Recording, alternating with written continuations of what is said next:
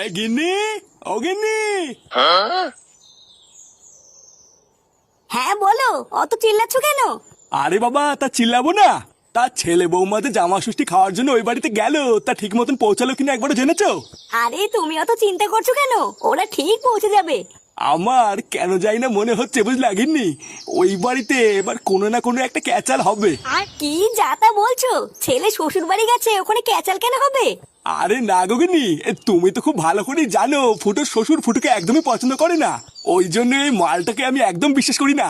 বাড়ার বালটার সাথে আমার ছেলের আবার কোনো ঝামেলা টামেলা না হয়। আরে তুমি শুধু শুধুই চিন্তা করছো, উনি অতটাও খারাপ নয়।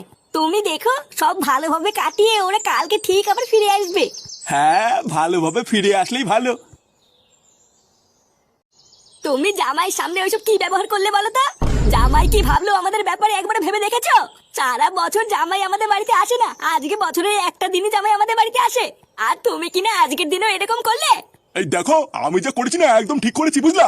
চালা ছোট লোকের বাচ্চা এসে এত নাটক করে এত রসের রসের কথা কেন বলে আমি বুঝি না নাকি?